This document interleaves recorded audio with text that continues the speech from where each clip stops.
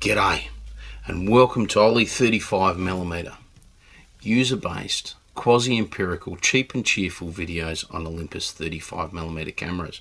And today, crammed into the screen is some of the 33 models of the Superzoom series that ran from 1993 through to about 2002.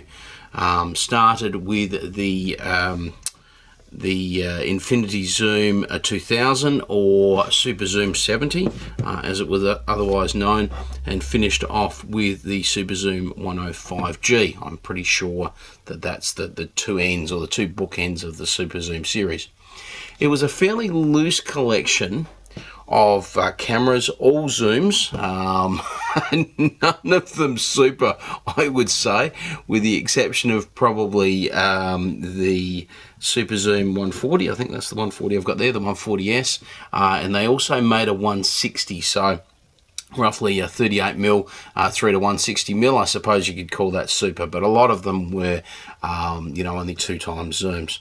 Probably the biggest joke in names was the Superzoom 110, which also tells us that it is an ultra compact. Now if you'd like to compare that with the little Mu 2 that came out at roughly the same time, and admittedly not a zoom, it is hardly ultra compact or super zoom.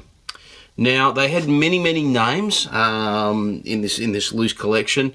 There was the OZs in the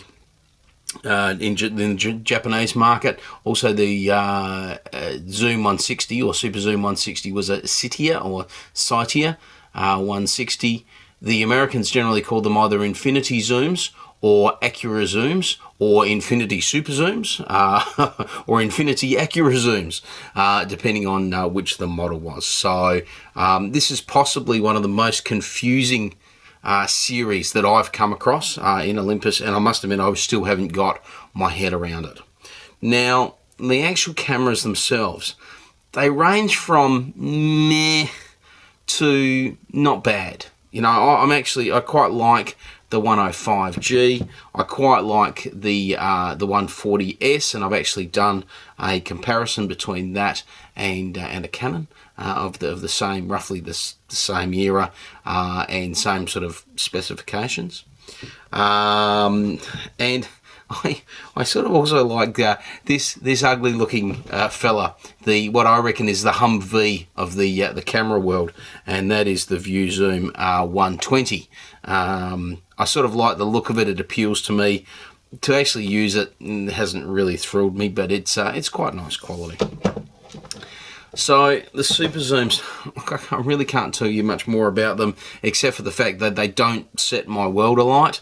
I'm ambivalent about them. They've been alright. They're quite bulky. They're not weatherproof like the Muse, although to be honest with you, the seals on the Muse these days are probably all perished anyway, so I wouldn't consider any of them weatherproof these days, but when they came out they certainly were. They're not as well built as the Muse, with the possible exception of these silvery ones. They're quite nice, but these sort of black plasticky ones are a bit sort of average build. They're okay. The photographs are okay. If you can pick them up from an opportunity shop or a thrift shop or something for $5, maybe $10 and give a nice donation, then they're a bit of fun to use. I won't be missing any of these when they leave the collection, I must admit.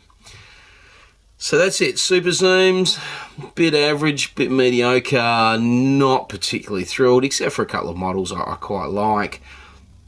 That's it for the moment. I can't say too much more really, rather than, otherwise I'll just repeat myself. So thank you very much for listening. Thank you very much for watching. We'll see you next time. Goodbye.